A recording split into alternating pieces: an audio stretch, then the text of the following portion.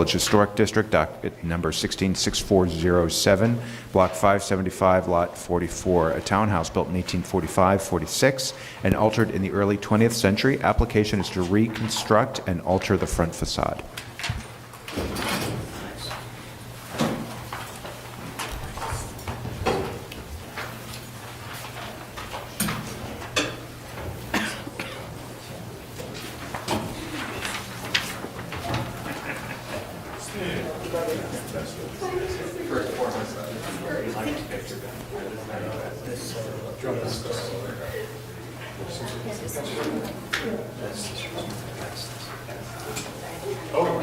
That's gracious.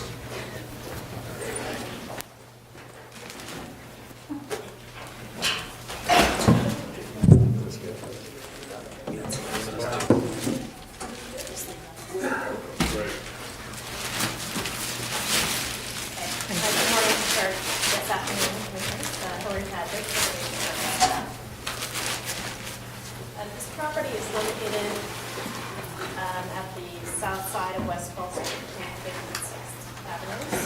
And the applicant is proposing to alter the front facade. You can see here existing condition photographs. They're removing the existing stucco finish and damaged facework and reconstructing the outer white masonry and select areas of back-end masonry. And they're installing new cast stone lintels and a metal cornice, all to reference but not to match the historic elements, and installing 2 security cameras there. And they're also replacing the ground floor entrance doors and surround.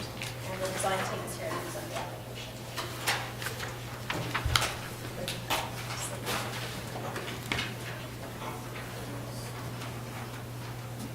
Good afternoon. I'm Nick Malone from Malone Architects, presenting the project today. As Hillary mentioned, the facade is currently surfaced in stucco. The stucco was installed sometime after the 1940s tax photos were taken. This first drawing illustrates a degree of cracking in the stucco facade. The solid lines indicate cracks greater than 1/16 of an inch. The dashed lines indicate hairline cracks. Through a series of probes, the red dashed boxes here indicate the probe locations. To investigate what was causing the stucco cracks, it was determined that the stucco is poorly adhered to the backup masonry, actually the face brick masonry. Unfortunately, the face brick masonry behind the stucco was scarified, hammered to accept the stucco.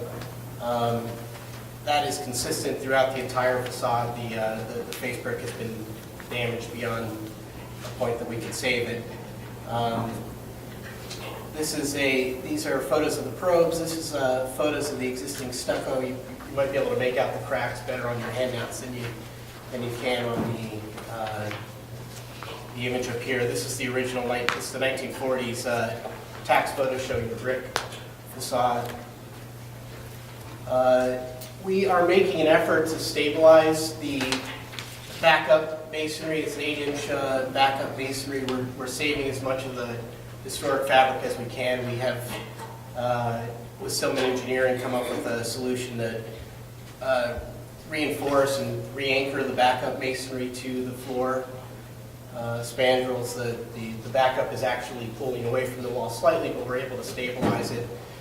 We are going to replace, our proposal is to replace the backup in isolated locations, primarily where we have recessed radiators, taking it down to a single white the backup and a single white the face brick. Our proposal is to restore the backup in those locations with an 8-inch backup tooth into the existing backup to remain. This drawing illustrates the coursing. We've been able to open enough of the stucco to expose the historic coursing. This photo illustrates our intent to match the historic coursing from window head to window sill, and to maintain the original masonry openings. This drawing illustrates us in context next to our neighbor, 18 West 12th, which was built at the same time. Our coursing will match. As Hillary mentioned, our proposal also includes putting a cornice back on the building. The cornice is currently gone. We are putting back cast stone lintels, which will actually be structural, so no exposed steel. We are putting back reinforced cast stone sills, and our proposal is to put back brownstone at the base, which will line up with the neighbor's rusticated joints, which are still exposed. Our proposal is also to, we're going to keep all the metalwork, remove and reset the metalwork. We're proposing to replace the single door with a double door, which we feel is keeping in more with the context of the neighborhood, the historic character. These are some details showing the existing coursing, existing brick coursing next to the sills, which we're able to recreate in some ways. The detail of the cornice, which we've been able to develop through looking at some contextual cornices and profiles in the neighborhood, as well as what we can gather from the tax photo. Details of the lintel, the sill, the existing brick coursing versus the proposed brick coursing, which is also illustrated in this panel. We're proposing a 1/4 inch thin mortar joint, keeping in with the character of the existing thin joints. The existing joints are about an 1/8 inch to 3/16 of an inch. We're proposing to go back with a 1/4 inch joint. Okay, and these are some samples of, this is not the exact brick we're proposing, but it's some of the samples we've been able to define. What we're proposing is a custom brick that will match the existing in color and texture. This is the existing brick. And this is a close-up detail at the 2nd to 3rd floor showing the coursing in relationship to the lintels and sills. Okay, finally, this sheet shows the existing door and our new proposed door. We're keeping the masonry opening would stay the same. We are proposing, you can also see on this detail the rusticated joints of the brownstone matching the original historic. We are proposing to replace there are two existing security cameras with a much smaller, much more discreet units, a black matte to match the window color and the metal color. This sconce is shown in a stainless. We're actually looking to do that, and we couldn't get an image in time of the custom color that will be ordered, but we're hoping to do that in a blackened brass finish, keeping in line with the other metal elements. Okay, this sheet gives you some context of the neighborhood. It is a very diverse street. It's an example, a Greek Revival style lintel across the street from us with its lintel stones cap profile here. This is our existing doorway. This is a door in the neighborhood that is more representative of the type of historic door that we'd be going back with, a wood panel door, a double door, not with the side lights here. Some other shots of the neighborhood. This is both shots here are from West 12th Street.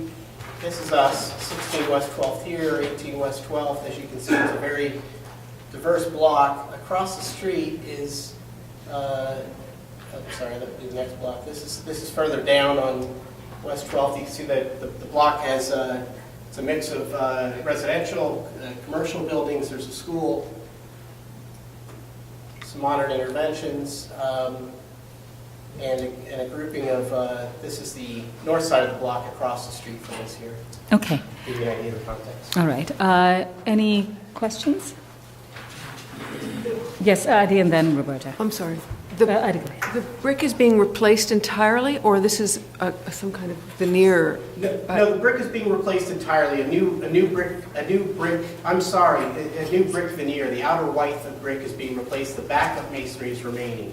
So just the 4-inch outer white of masonry is being replaced And with a new solid 4-inch brick. Right, just how is that adhered? That's, so there's, The current brick, there's no header courses on it. It's every 6 course or so, there's a sawtooth brick in the backup that ties in the face brick to the backup masonry. Our proposal is to remove the face brick, prepare the backup, cement varnish the backup, and use brick ties at 24 inches on center to adhere the new face brick back to the backup to remain. So it's a reskinning, in effect, replacing that damaged, hammered, chiseled face brick with a new face brick to replicate the original. Roberta?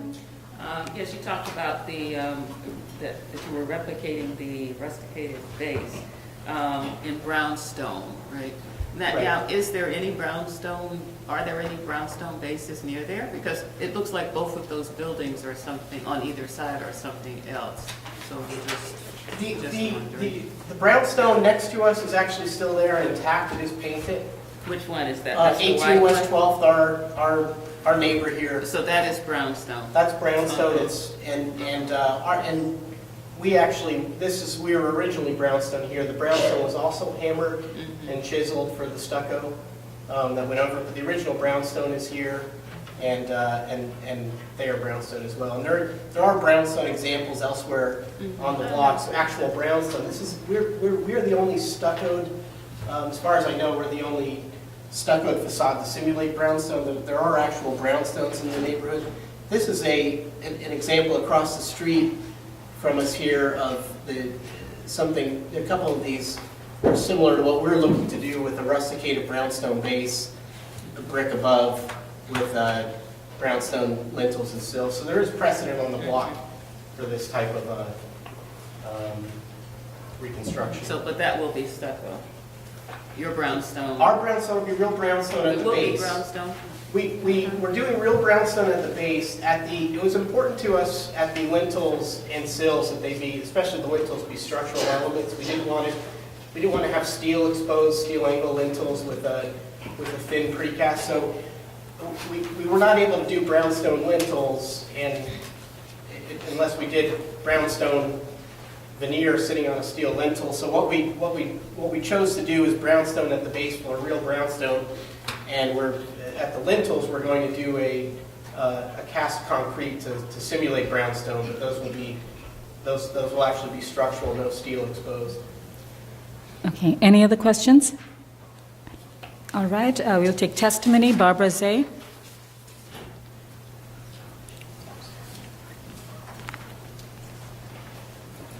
Barbara Zay of the Historic Districts Council. HDC is very happy to see that so much of this building is being restored. However, while the existing central door is not in its original position, our committee finds the existing door with sidelight configuration to be more appropriate in this context. We therefore ask that the door be retained or replaced in kind. Thank you. All right, are there any more speakers? Okay. Any more questions? All right, then we can put, yes? So is the door original? No. It's just... It's not. It's likely part of the alteration when they received the building and stuff. All right, any other questions? We can close the hearing? Yes, we can go, yes, Michael? Yeah, it's an admirable project. We are fortunate to live in an era when replacement of masonry, certainly brick masonry, permits us to get exact replications of original masonry. And this looks like Philadelphia pressed brick to me with buttered joints. to change the joint size from 1/8 of an inch to 1/4 of an inch makes it an egregious amount of difference on a facade like this. And so I would urge the applicant to, if they cannot find the same size brick, to do a little bit more research and most definitely replicate the joint widths, because that is really important. Why don't we have them work with staff on that? Is that, Can I speak to that slightly now? Yes. What the staff did. One of the, I completely understand, and we've given this much consideration and thought. We've talked with several masons on it, and also our structural engineer and staff. The part of the reason we're going with this 1/4 inch joint is to get the proper embedment of the brick ties. We were not able to find any way to do an 1/8 inch joint that we'd be able to secure back to the backup in a code compliant way. We also have to keeping in mind that this does change the mortar to brick relationship. Our proposal is to use instead of the bright white sort of Greek revival mortar that had been there, is to use more of a warm gray mortar that will hopefully help compensate for some of that difference from 3/16 to 1/4 with the brick joints. Won't do it, and we do this kind of work all the time. You just have to speak with Selman, they'll be able to find tabs that will fit into that joint, I promise you. Okay, something we can definitely look into further. okay. Other comments? Any other comments? All right, so why don't we can move to decision. Why don't we incorporate that into our recommendations? Is that fine, Michael? Yes, okay. John, would you like to read that?